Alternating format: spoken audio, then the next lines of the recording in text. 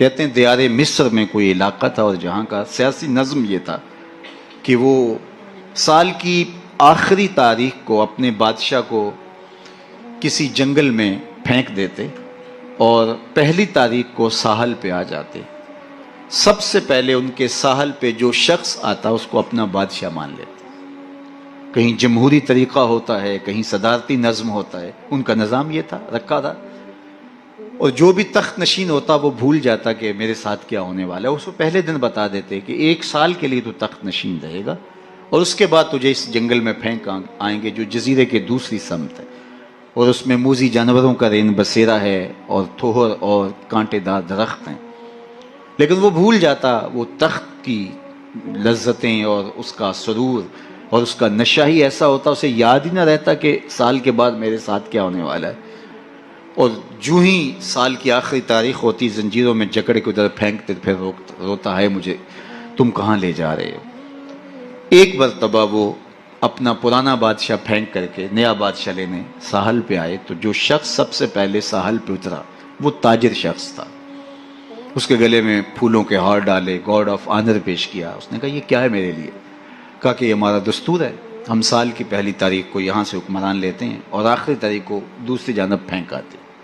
اس نے کہا اتنا بھیانک انجام ہے تو میں تمہارا بادشاہ بننے کے لیے تیار نہیں. اس نے کہا تو چاہے نہ چاہے باندھ کے بھی تخت پہ بٹھانا پڑا, یہ ہمارا ضابطہ ہے.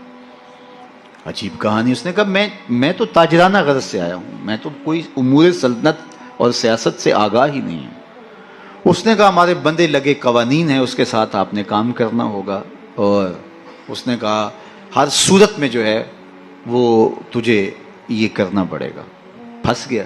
اس نے کہا اچھا مجھے یہ بتاؤ کہ سال بھر میری بات تو مانو گے؟ انہوں نے کہا ہاں آپ حکمران ہیں لیکن آپ قوانین میں تحریف نہیں کر سکتے, ترمیم نہیں کر سکتے, تبدیلی نہیں کر سکتے, البتہ آپ کے انتظامی امور ماننے کے لیے ہم پابند ہیں. اس نے کہا ٹھیک ہے کوئی بات نہیں. تخت پہ بیٹھ گیا.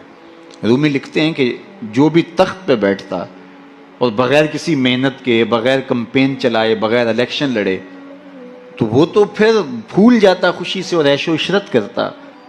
لیکن یہ پہلا شخص تھا جب تخت نشین ہوا تو اس نے کہا بلدیہ کے ملازمین بلائے جائیں. بلائے گئے. کہا جاؤ اس جنگل میں جہاں بادشاہوں کو پھینک کے آتے ہو وہاں کے کانٹے اور جھاڑیاں کاٹو. اور پولیس کے کمانڈوز بلائے. کہا جاؤ وہاں جا کے جو موذی جانور ہیں ان کو قتل کر دو.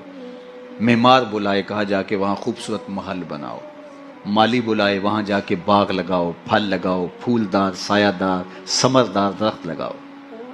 حکومتی مشینری, پوری حکومتی مشینری اس باغ کے کانٹے دار درخت کٹوانے, وہاں کے موذی جانور قتل کروانے, اور وہاں کنویں کھدوانے, محل بنوانے اور پھلدار, پھولدار, سایہ دار درخت لگانے میں صرف کر دی. جب سال کی آخری تاریخ ہوئی تو وہ جنگل جہاں بادشاہوں کو پھینکا کرتے تھے وہ جنگل نہیں رہا تھا, وہ ایک باغ بن چکا تھا. اور یہ زنجیریں لے کر آئے تو اس نے کہا مجھے زنجیریں نہ پہناؤ, میں خود چل کے جانے کے لیے تیار ہوں. اس لیے اس تخت پر بیٹھ کر کے وہ اپنے لشکر بھیج کے وہاں کے کانٹے, وہاں کے تھوہر, وہاں کے موذی جانور, وہاں کے خطرناک جانور جن کا وہاں رین بسیرا تھا ان کو کاٹتا رہا, قتل کرواتا رہا. تو اس نے کہا کہ میں خود چل کے جانا